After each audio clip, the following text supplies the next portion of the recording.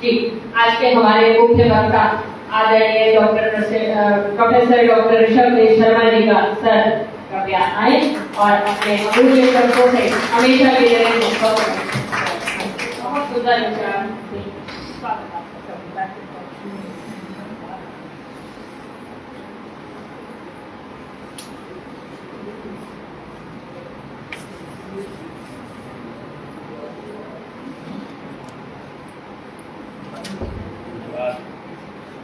जी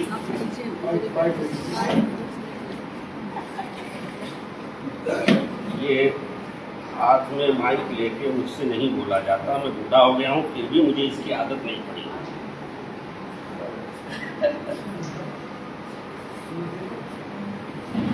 परम आदरणीय डॉक्टर अहिल्या मिश्र जी आज के इस आयोजन की अध्यक्षता कर रही परम विदुषी, साहित्य और उसमें भी विशेष रूप से काव्य की विशेषज्ञ अधिकारिणी वक्ता, आज की अध्यक्ष आदरणीय प्रोफेसर शुभदा वांजपे जी, बिहार हिंदी साहित्य सम्मेलन के अध्यक्ष आदरणीय डॉक्टर अनिल सुलभ जी, जिनका परिचय सिर्फ इतना ही नहीं, मैं इधर न देख के इधर बात कर रहा हूं अभी। डॉक्टर अनिल सुलभ साहित्य के साथ साथ स्वास्थ्य से लेकर समाज सेवा तक के क्षेत्र में एक प्रतिष्ठित नाम और उनकी वक्तृता के आप कायल हो जाएंगे जब आप आज उन्हें मुख्य अतिथि के रूप में सुनेंगे। तो ऐसे आज के हमारे इस आयोजन के मुख्य अतिथि हम सब के लिए परम आदरणीय, हमारी ओर से स्वागत के सत्कार के पात्र आदरणीय डॉक्टर अनिल सुलभ जी, आज के मुख्य विषय पर जिन्होंने अत्यंत वैदुष्यपूर्ण अपने वक्तव्य में हिंदी साहित्य की पूरी परंपरा में कविता की यात्रा को एक तरह से रेखांकित किया कि हमारे समक्ष, ऐसी आदरणीय परम विदुषी डॉक्टर संगीता व्यास जी, हम सबके लिए श्रद्धेय और पूज्य दीदी विनीता जी और आप सभी देवी सज्जन,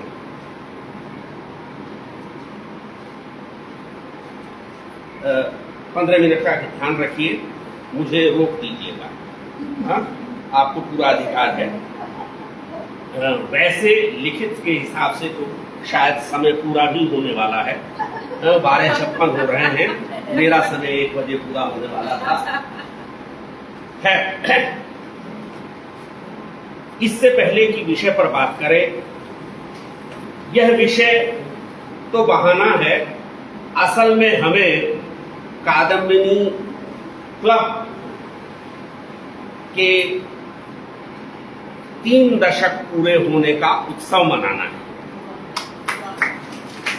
और जब हम कादम्बिनी की बात करते हैं, आज जब हम कादम्बिनी क्लब की बात कर रहे हैं, तो ये उस 3 दशक पहले कादम्बिनी पत्रिका के एक पाठकों के मंच के रूप में स्थापित हुआ था, तब से अब तक इसका स्वरूप पूरी तरह बदल चुका है।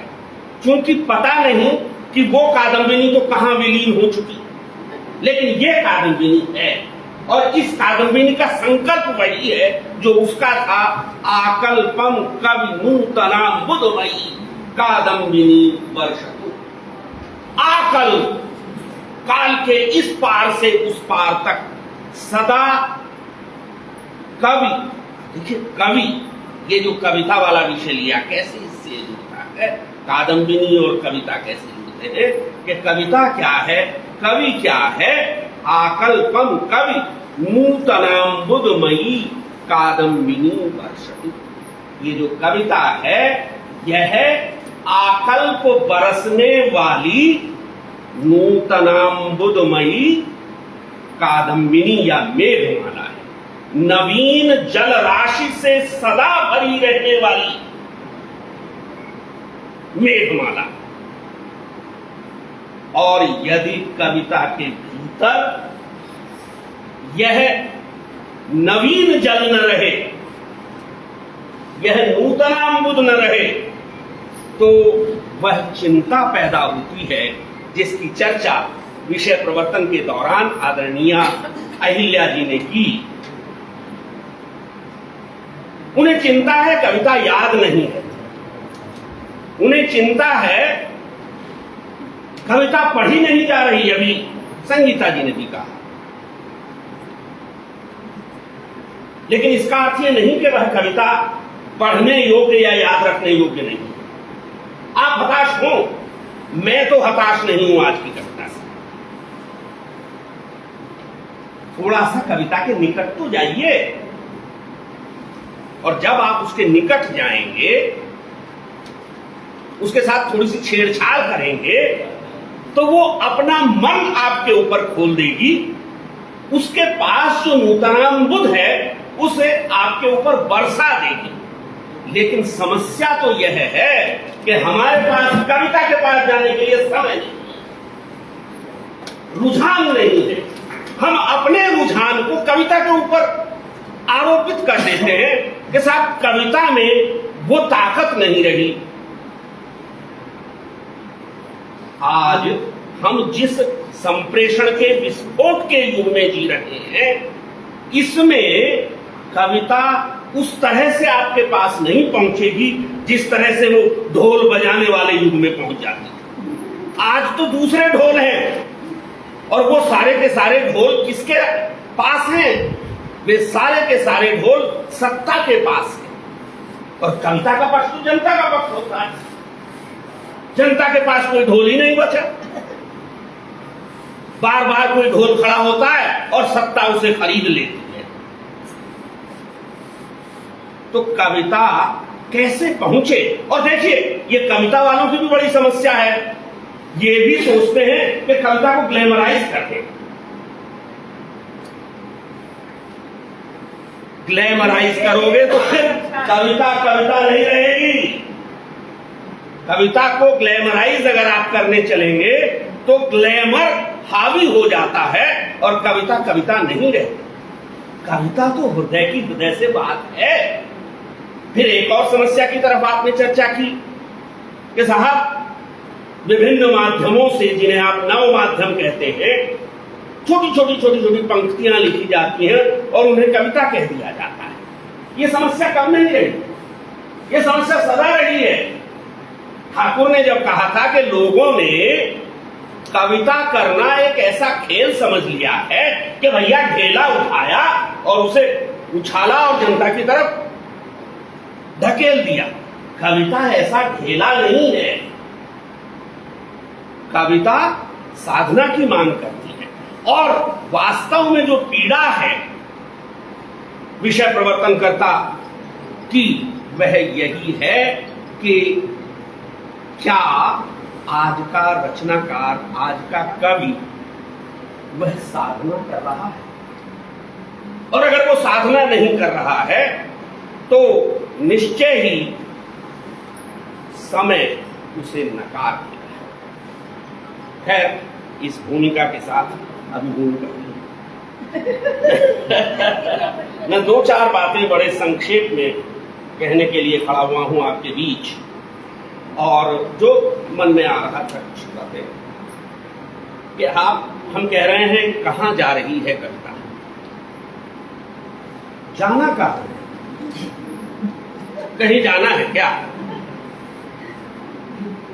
तो असल में कवियों और कविताओं के अनेक वर्ग हैं, जिनमें से एक बहुत बड़ा वर्ग स्टेटस कोवादी है, यथास्थितिवादी है, और वह तो यही मानता है कविता को कहीं जाना नहीं, जहां तक जाना था जा चुकी,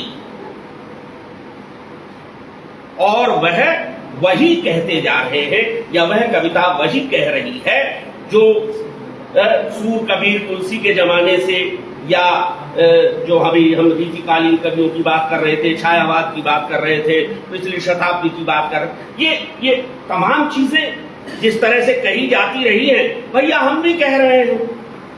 तो ऐसी कविता तो ठहरी हुई कविता है। लेकिन अगर हम थोड़े ध्यान से देखें मेरे आज की कविता को, आज से मेरा मतलब है 21वीं शताब्दी की कविता, 21वीं सदी की कविता, 2018 में भारत भवन भोपाल में एक संगोष्ठी हुई, जिसमें शायद उन्मेष या उत्कर्ष कोई संस्था है, उन्मेष शायद उसमें राजेश जोशी जी ने एक बड़ा सुंदर पद दिया, एक एक्रोनिम, जिस संक्षेपण उन्होंने दिया, शब्द गढ़ा उन्होंने ईसक, 21वीं सदी के कवि या 21वीं सदी की कविता।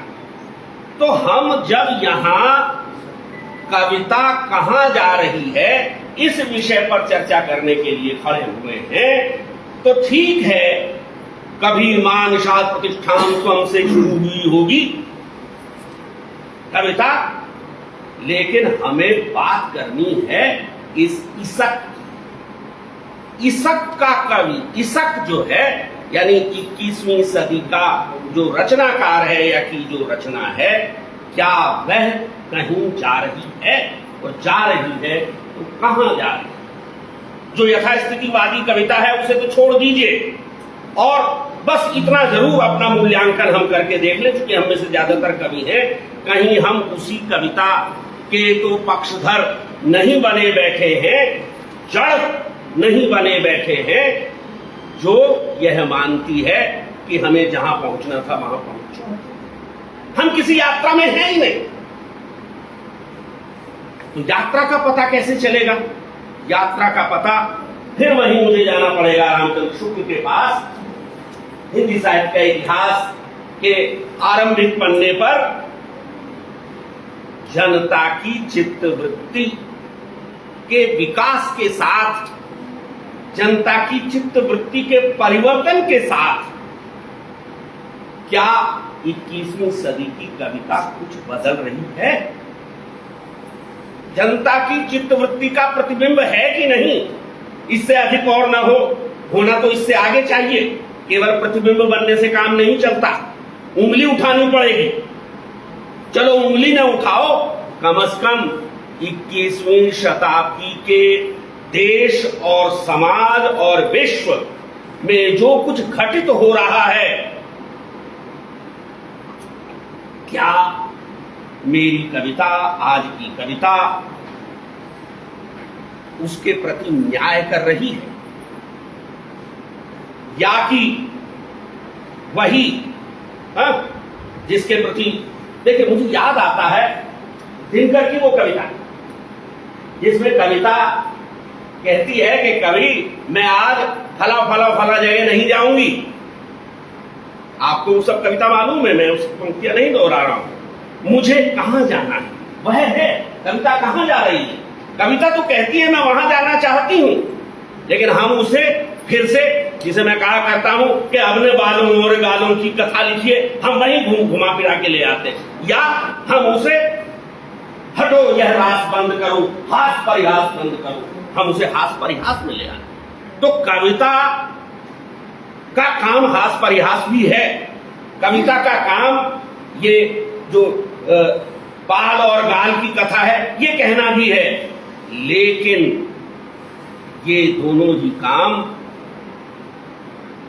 कविता की उस कसौटी पर या साहित्य की उस कसौटी पर खरे नहीं उतरते जिसके लिए लगभग 90 वर्ष पूर्व से, या और भी 1-2 वर्ष और बढ़ा लीजिए, प्रेमचंद ने कहा था हमें अपने साहित्य की कसौटी बदलनी।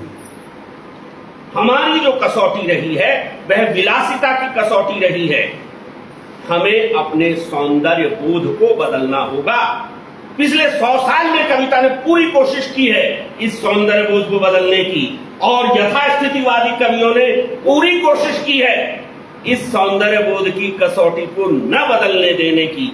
इसके बावजूद मैं किसी कवि का नाम नहीं ले रहा हूं, किसी कविता का उल्लेख नहीं कर रहा हूं, लेकिन हमें संतोष है यदि आप कविता पढ़ें, पुस्तकों में, पत्रिकाओं में, ऑनलाइन भी बहुत सारी कविता है, केवल एक एक पंक्ति की कविता नहीं है।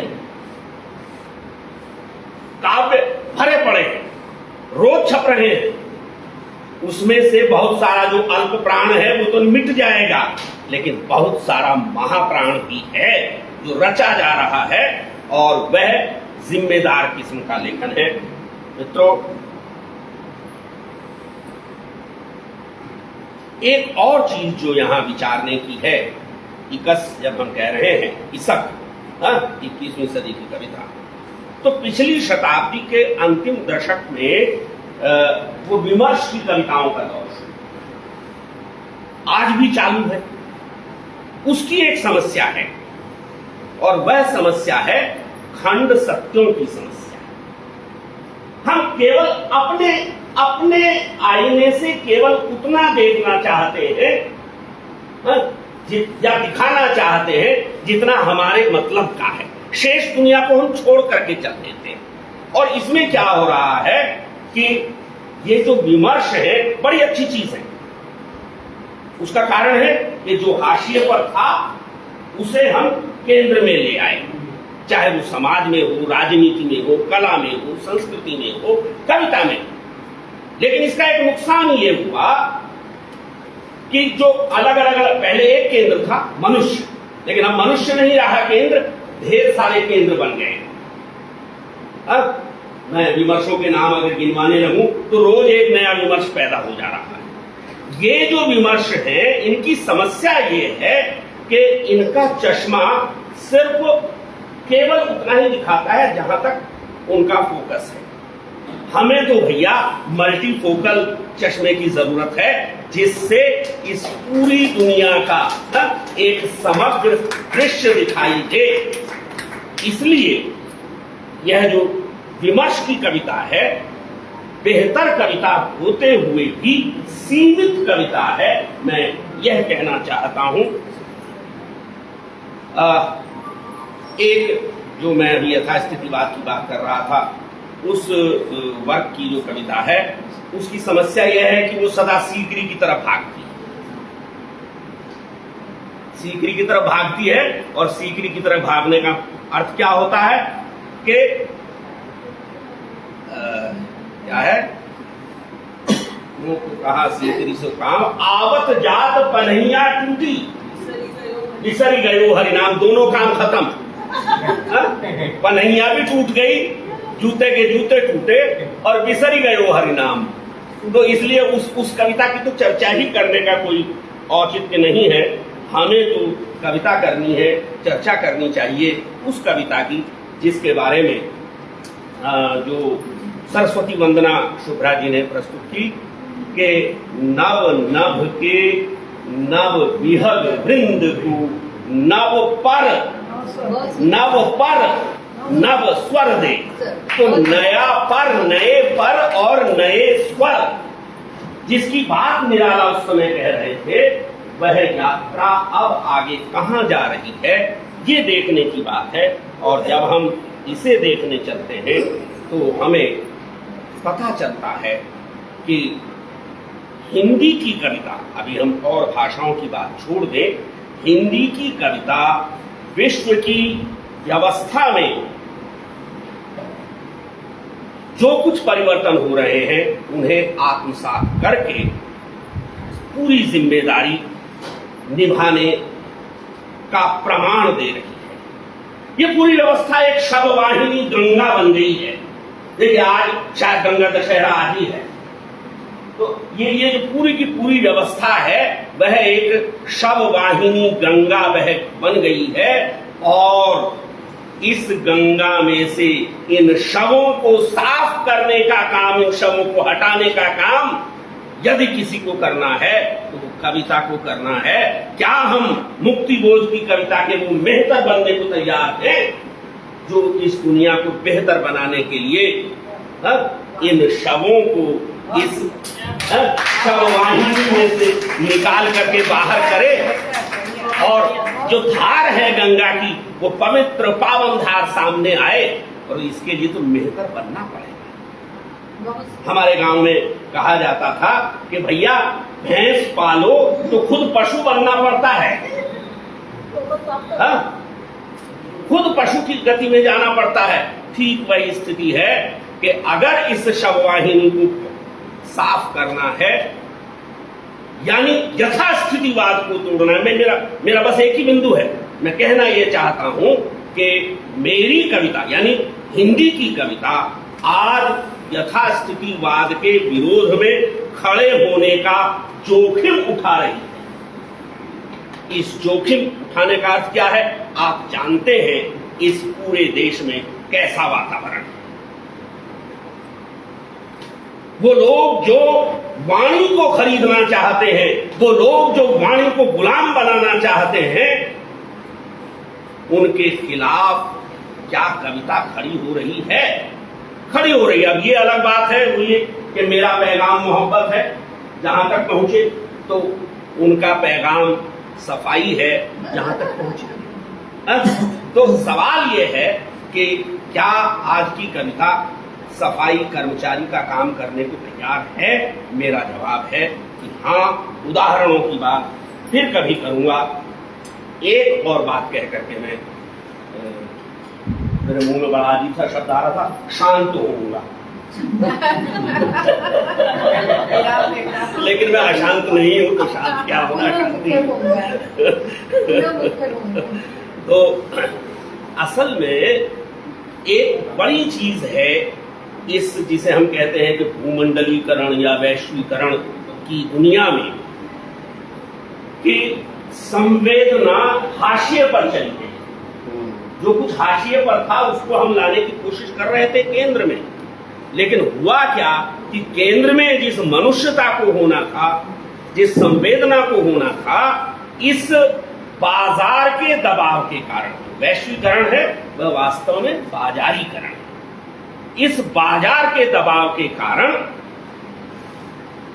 संवेदना या संवेदनशीलता जो है वह किनारे होती जा रही है, और हम कुछ ऐसा अनुभव करते हैं इस समाज में कि जैसे आदमी के हाथ से आदमी का हाथ छूट रहा है। तो आज की कविता आदमी के हाथ से छूटते हुए आदमी के हाथ को पकड़ने के प्रयत्न की कविता है। एक और बात जिसकी तरफ आदरणीय ने इशारा किया था और बड़े विस्तार से कहा, भाषा। तुलसी की विशेष चर्चा करते हुए उन्होंने लोक भाषा की बात की। बिल्कुल, आज की कविता के सामने भी वह चुनौती है कि साहब हमारी काव्य भाषा का स्वरूप कैसा हो। तो अब यह इस पर भी निर्भर करता है कि कवि किस पृष्ठभूमि से आता है। कवियों की एक बहुत बड़ी जमात है जो शहरों में पैदा होती है और एक उनकी भाषा जानती है, लेकिन कवियों की एक दूसरी बड़ी जमात है जो गांवों और कस्बों से आती है, आ रही है, और उनके पास लोग के जो कहें कि अटपटे लटपटे सब तरह के बैन हैं। और यह जो लोक भाषा है, जब आप आज के कवियों को देखें, मैं एक संकेत दे दूं कि अगर आप हिंदवी पर जाएंगे और ईसक टाइप करेंगे सर्च करेंगे तो आपको 21वीं शताब्दी के 21 नए कवियों की ढेर सारी रचनाएं देखने को मिलेंगी। एक बार उनके भीतर घुस के देखिए, आपको लगेगा कि आप भाषा की एक ऐसी दुनिया में चले गए हैं जो आपको हैदराबाद से उठाकर उत्तर प्रदेश के या बिहार के या किसी अन्य हिंदी भाषी क्षेत्र के लोक अंचल में ले जाकर स्थापित करते हैं। और उन्हीं कविताओं में वह चिपक है, वह आकर्षण है जो हमें अपनी ओर खींचता है। आप उन पंक्तियों को पढ़ेंगे तो जरूर अपने साथ कोई ना कोई पंक्ति ले जाएंगे। लेकिन फिर वही बात है, हम कविता पढ़ते हैं क्या?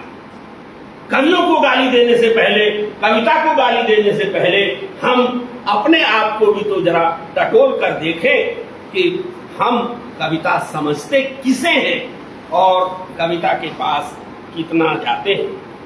बहुत सारी बातें हो सकती हैं। मैं अंत में यही कहना चाहूँगा कि कविता का एक विशेष धर्म है और वह धर्म है शिवेतर क्षतये, शिवेतर की क्षति करना। जो अशिव है, जो अशोभन है, जो अकल्याणकारी है, जिसे घटित नहीं होने दिया जाना चाहिए, कविता का काम है उस अशिव अशोभन को रोके और जरूरत पड़े तो वही वाल्मीकि की तरह उंगली उठा करके कहे कि तुझे आज ही नहीं शाश्वती समान इस सृष्टि के अंत तक, जब तक ये सृष्टि है तब तक भी सम्मान नहीं मिलेगा। तो अगर दुनिया में कहीं हिंसा है, दुनिया में कहीं आतंक है, तो हम राजनीतिक चश्मे से ये न कहें कि इसका आतंक स्वीकार्य है और इसका आतंक स्वीकार्य नहीं है। अगर फलस्तीन में हमास गलत है तो फिर इजराइल भी कहीं ना कहीं गलत है।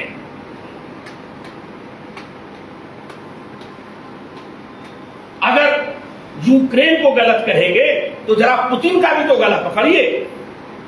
और ठीक यही बात अपने देश में भी तो देखिए। अपने देश में भी जहां कहीं कुछ इस मनुष्यता को खंडित करने वाला घटित हो रहा है, कविता यथासंभव साहस करती हुई खड़ी हो रही है उसके सामने। ये अलग बात है कि फिर वही बात कि ढोल इतने जोर जोर से बज रहे हैं कि नक्कार खाने में बहुत बार वह टूटी की आवाज बनकर रह जाती है। मैं अपनी बात समाप्त करूंगा। एक कविता जा रही है आदमी, पेड़, मौसम, गांव और देश को खोजने। कविता कहाँ जा रही है? अहिल्या जी पूछती हैं कविता कहाँ जा रही है? मेरा जवाब है कविता जा रही है आदमी, पेड़, मौसम, गांव और देश को खोजने, संवेदनशीलता को खोजने, लोक और लोक तत्व को खोजने और अघटनीय को घटने से रोकने और रोकने के लिए संवेदना के हाशियाकरण को, संवेदना हाशिए पर न चली जाए, इसीलिए तो हम सब यहाँ इकट्ठा हैं इस इतने सुंदर आयोजन के लिए। मैं अहिल्या जी और आप सबको बहुत बहुत बहुत बधाई देता हूँ तथा अध्यक्ष महोदया और मुख्य अतिथि महोदय से अपनी वाचालता के लिए विनम्रतापूर्वक क्षमा चाहता हूँ।